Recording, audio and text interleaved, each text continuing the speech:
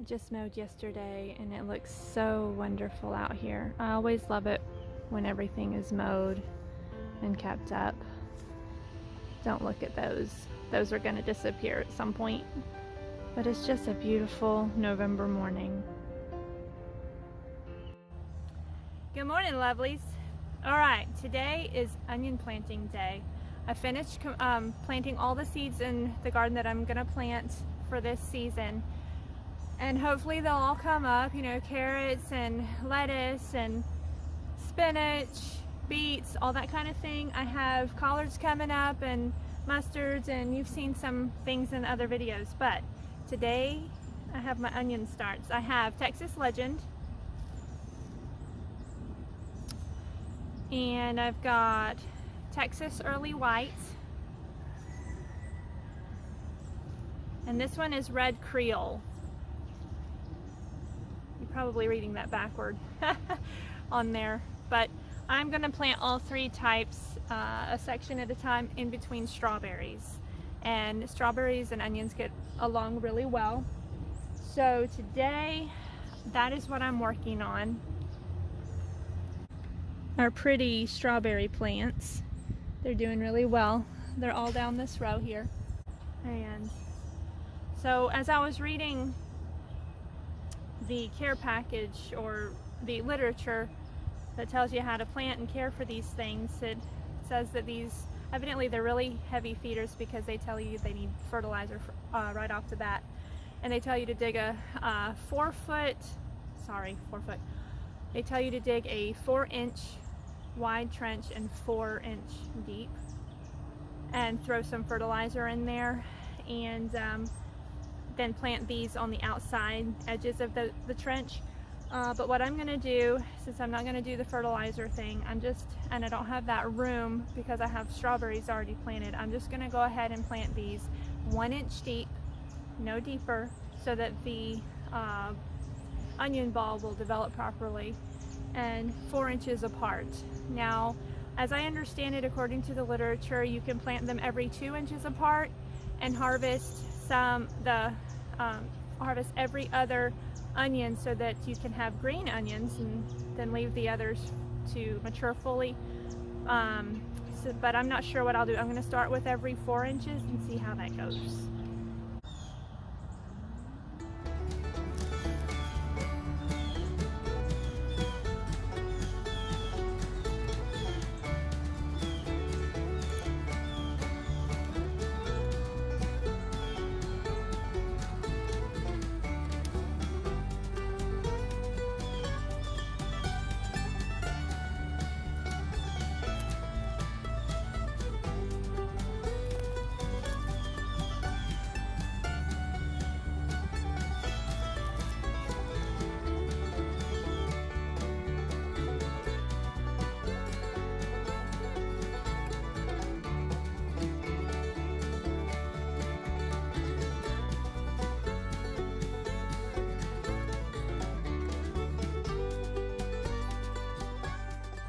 Guess what I did? In the middle of placing these onions, I realized that I had already planted carrots in this row with the strawberries. So I think I'm gonna have to place these over in the other row by the beans and what else? Radishes and all of that. I don't know, I might intermingle the carrots with the onions too, but crack myself up, right? Okay, so it's sprinkling outside. I got all the onions planted in time before it starts actually raining. I'm not sure if it will, if it might just be sprinkling.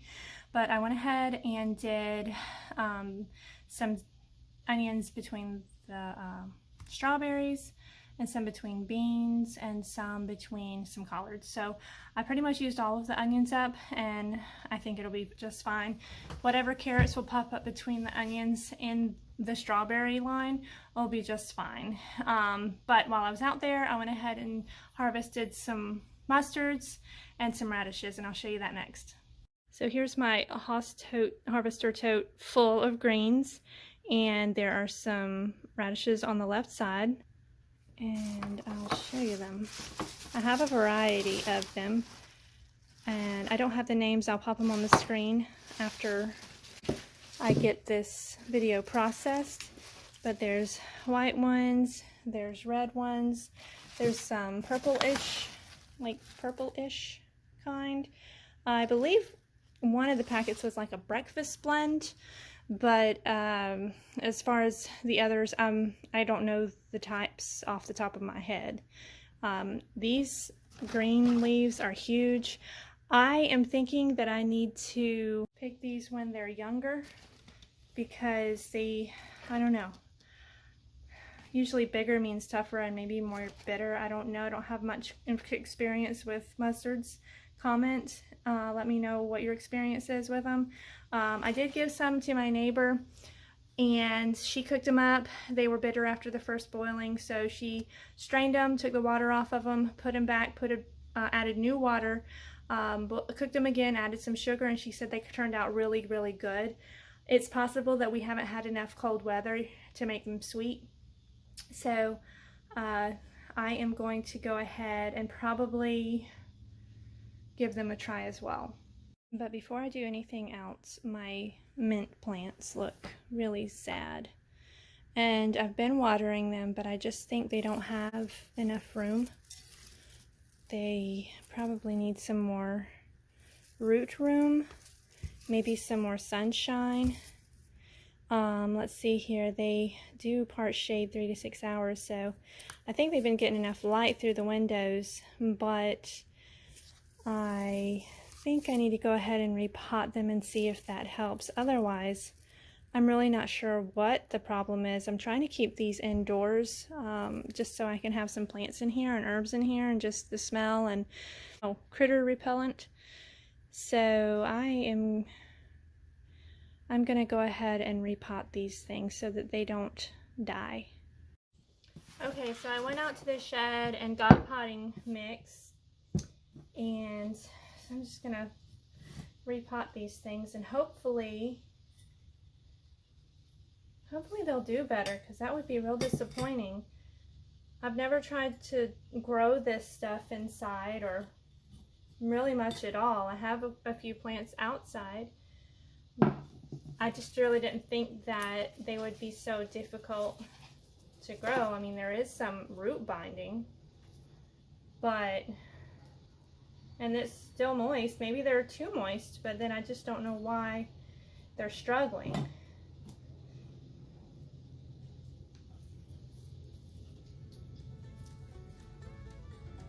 I don't know. It smells so good though.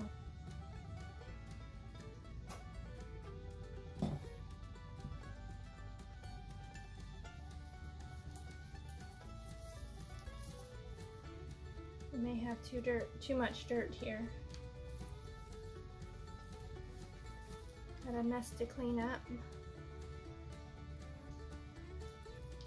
I guess one of the good things, or the nice things, is that it is trying to trail on a couple places. So maybe it's putting its energy in the trails more so and the new growth, but it still seems these things should be more healthy than they are. So hopefully this will be more to their liking, because I think they're pretty to have in the house too. And of course I don't have well, I guess I could put it in here. I'm making a mess.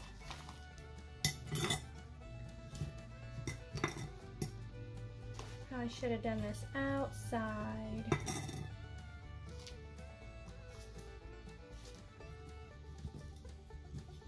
But then it's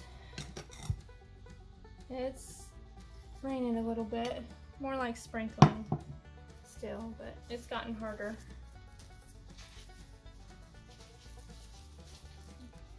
And those roots look a little brown too. This one's still moist.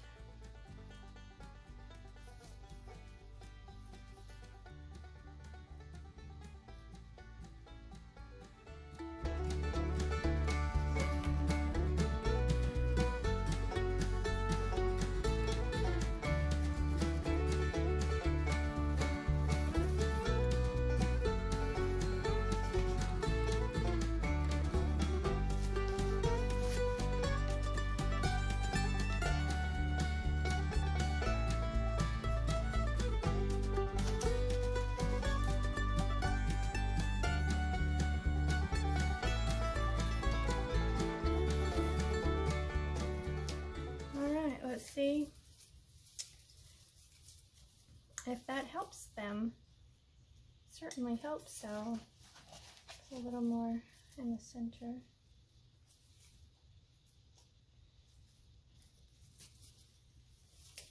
And I'll let you guys know how that goes. And while I was out there, I went ahead and picked these purple sweet potatoes up. I had had them on a bench to cure for at least 10 days so the sweetness can settle in. And I went ahead and got them off the bench.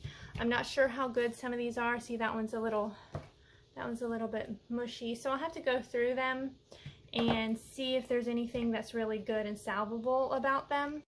These are the results of our vines just growing as they will. No containing of the root system, so that's why they're really long and thin and not fat or anything.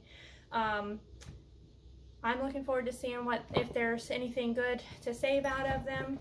Not all of them are bad or skinny. See, that's not terrible. It's a nice decent size. I mean, most of them are skinny, but at least I could probably bake them and chop them up into something. This one's not bad. I don't think they're going to be too sweet, and I just don't know. Okay, y'all need to see this. This is definitely my first. I've had this problem with ants going up and down my wall and in the roof and stuff. That's not the amazing thing. The amazing thing is they're going behind my sign, coming down the wall, using this plant here as a bridge. And I went and watered this plant, and I looked to see if the water was coming into the basin, and check this out. They're trying to make their home in my house, in my plant. Have you ever experienced that? Oh, they've taken this thing to the next level. They're trying to co-house here. And I'm just not prepared to let that happen. And what I'm going to do is use this here. It says safe for use around children and pets. The active ingredients are geraniol, I'm not sure, lemongrass oil, white mineral oil, isopropyl myristate, ethyl lactate. Anyway, I like the fact that it has the lemongrass oil and it's safe around pets, because this little girl down here is interested in everything. Everything, I say. Good morning, friends. It is Friday, and I got online, Googled some diseases that peppermint plants might have and little mites, and I have figured out what my problem is. Does this look familiar to anyone? These are spider mites. What they do is,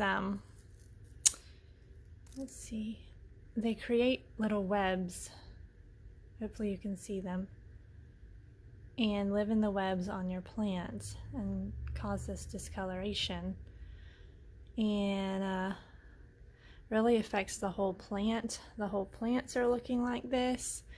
This bigger one is much worse, but you can see the spider mites on them. So I was gonna put some spinosad on it. However, I was looking in the cabinet and my husband has some Captain Jack's dead bug. And check this out on the right side, it's good for spider mites. So I have looked in the instructions on the back, opened it up, and I'm gonna treat these with a solution for herbs. And what they say is a half a tablespoon per 16 ounces.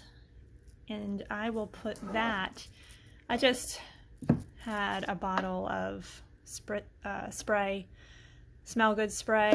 I hadn't used it in years, so I dumped it and rinsed it out and everything. So I like the way that it has the mister. The spray is just, it's a mister.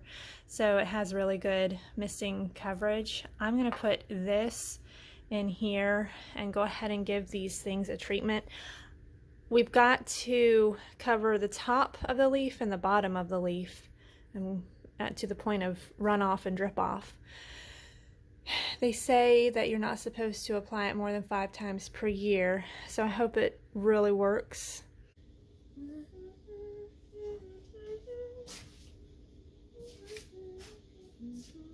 Okay, here it goes.